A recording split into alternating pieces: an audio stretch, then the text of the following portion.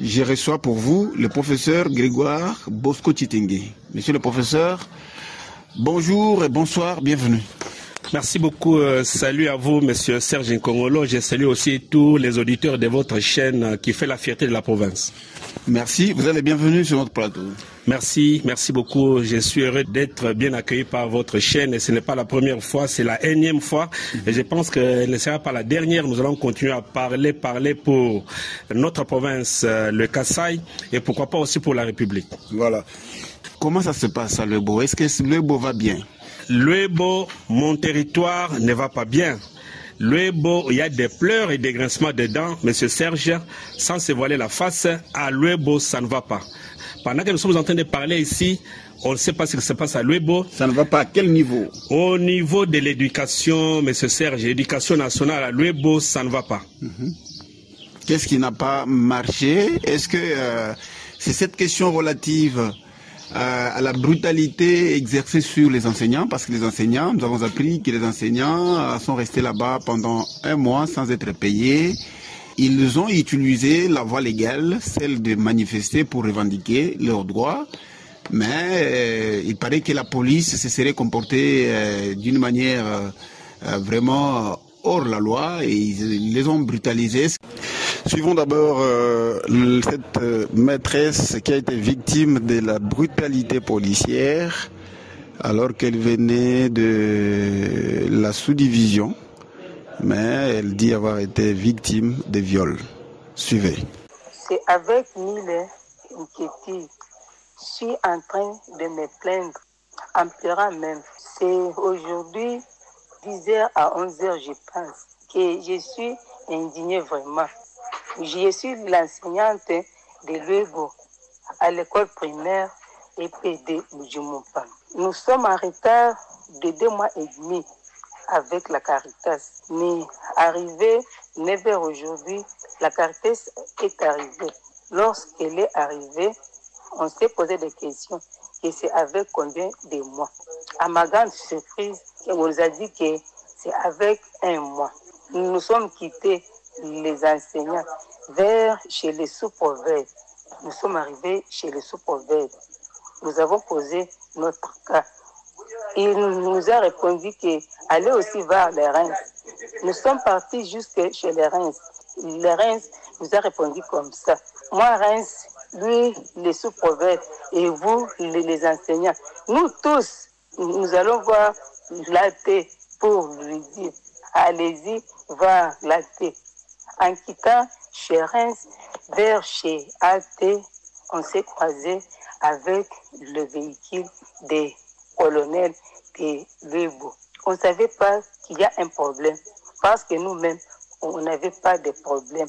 Nous étions nombreux et moi, j'étais devant et l'autre à mon côté, l'autre aussi à mes côtés. Alors, derrière nous, là, il y avait quelques mètres et les autres enseignants étaient derrière nous en montant aussi. Le colonel nous a doigté. Toi, la fille, toi. Nous étions au nombre de 5 personnes. Venez ici. En quittant là où nous étions, vers là où le colonel était. Nous étions entourés par des policiers. Il a donné son mot d'ordre de nous arrêter. On a commencé à lui parler. Chef, il y a quoi? Non, je vais vous arrêter. C'est vous les meneurs des troubles. Nous, on a fait quoi? Est-ce qu'il y a des troubles ici? Il n'y a pas de troubles. On n'a rien touché. On s'est expliqué, il n'a rien attendu. On a pris 1 mètre, on l'a jeté dans la voiture. Et l'autre là, elle était enfouie. À mon tour, là, j'ai commencé à demander à chef, chef, il y a quoi? Laissez-moi partir. On n'a rien fait. On revendique les fils que nos droits. Le problème est comment? Nous sommes en retard déjà de 3 mois. Et aujourd'hui, on nous amène 1 mois. Non, il n'y a pas que problème. Il n'y avait que ça. Laissez-nous partir. Il a refusé. Alors moi aussi, j'ai refusé de monter dans son véhicule. Il a donné l'ordre à ses policiers. Ils sont venus pour me prendre et me jeter dans les villes. Lorsque j'ai refusé, ces policiers ont commencé à me tabasser. Ils m'ont frappé. Je suis touchée partout, au sein. Je suis gâtée dans mon doigté, dans mon vagin. J'ai beaucoup de problèmes dans mon foyer. Arrivé à la maison, mon mari m'a dit de ne plus entrer dans sa parcelle parce qu'avec le coutume déjà, c'est un problème déjà. Je ne suis pas à la maison, mes enfants et moi. Je peux dire quoi? Je peux faire quoi? Arrivé à la famille de mon mari, il y a beaucoup de problèmes en disant que comme je suis déjà touchée partout, que j'aille dans la famille avec une chèvre, un coq, une bouteille d'alcool, et ainsi beaucoup de choses là. Mais je ne suis pas en mesure de trouver ça parce que je suis impayée de déjà 3 mois. Le colonel cherche tout ça qu'il a payé dans la famille de mon mari pour que je récupère ma maison.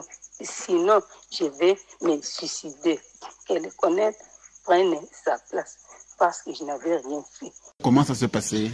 Merci beaucoup, M. Serge. C'est sur base de cette question que je suis devant la porte de votre radio et devant ces micros ici pour parler haut et fort et montrer que les enseignants de l'UEBO, aujourd'hui, ça ne va pas. Ces enseignants de l'UEBO qui ont pu plus de 2 mois d'impayement de leur salaire, ils sont allés revendiquer pour obtenir la totalité de leur salaire pour tous les mois prestés sans être payés. Ces enseignants sans armes ont commencé à réclamer leur argent. Sans armes ni blanches ni n'importe quelle arme. Sans armes blanches ni quoi, ni avec leurs mains et peut-être leur voix en train de réclamer l'argent.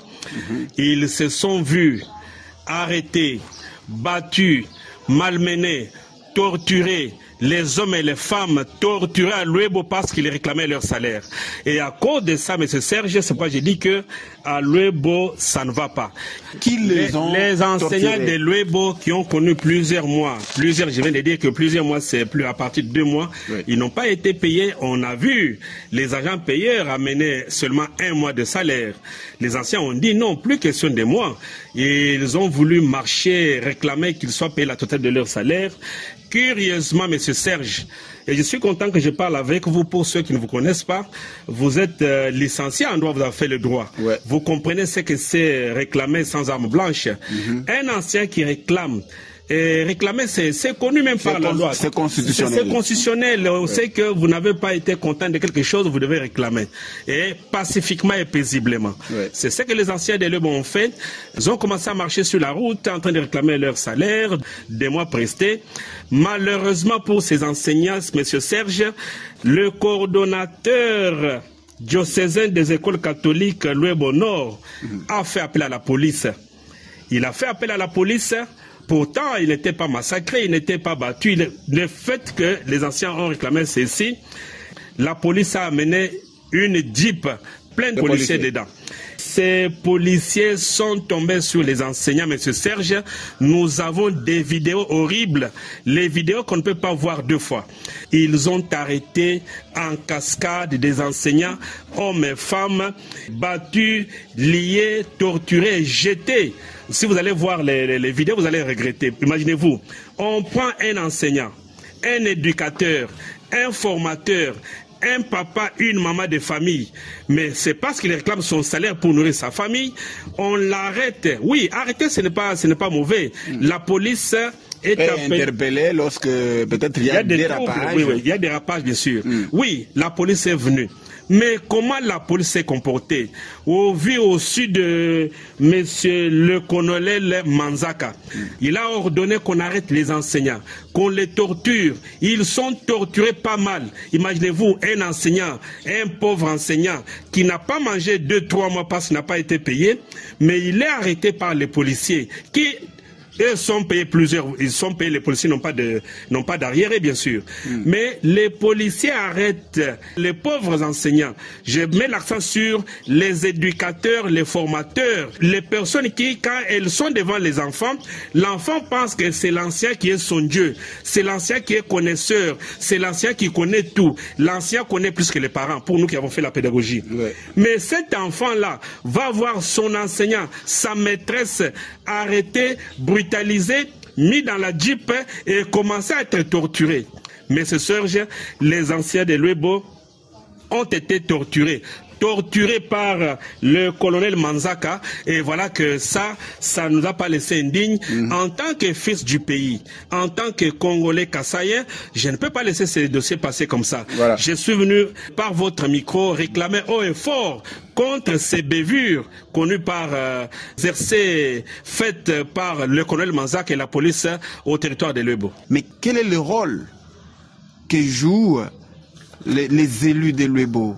Luebo a des députés provinciaux, Luebo a des députés nationaux, Luebo a des sénateurs, Luebo a des notables. Est-ce que ces députés provinciaux, ces députés nationaux sont-ils au courant de ce qui est arrivé aux enseignants de Luebo? Merci beaucoup, Monsieur Serge, pour cette question qui fâche de savoir la position des députés provinciaux et députés nationaux, pourquoi pas sénateurs de Luebo, quant à la question de savoir la torture des enseignants. Je vais vous dire ici que, je le répète haut et fort, et vous dire que tous les habitants de Luebo connaissent, tous les habitants de Luebo en parlent, tout le monde qui est de Luebo, de père et de mère, connaît que dans cette législation ici provinciale et nationale, pourquoi pas sénatoriale, où Luebo n'a pas un sénateur, non, monsieur Serge. N'a pas de sénateur? Nous n'avons pas de sénateur à Luebo. Je vous informe, je vous dis ce que la population de Luebo dit, que à Luebo nous avons des députés provinciaux et nationaux. Vous dites, à Luebo nous avons des élus provinciaux et nationaux. Mais malheureusement, tous les gens de Luebo savent que Luebo n'a pas de parlementaires. Je ne sais pas si vous voulez que je puisse en quel mot pour que vous puissiez me comprendre. Ils n'ont pas de parlementaires parce qu'en fait, Luebo n'a pas de parlementaires. S'il vous plaît, ici sur place, à Kamalenga, à Chikapa ici, nous avons l'Assemblée provinciale du Kasaï. Il y a des députés élus de Luebo, provinciaux. À Kinshasa, nous avons des députés nationaux élus de Luebo. Comment la population peut nier ces représentants, dire que est-ce que c'est la population qui dit qu'elle n'a pas des représentants au niveau national et au niveau provincial? Bien, ou bien c'est vous qui le dites? Ce n'est pas moi, parce que vous devez amener votre micro-trottoir à Luebo. Vous commencez, quand vous allez quitter de Chikapa, arriver à Katala, et commencez par Mukanga jusqu'à Luebo.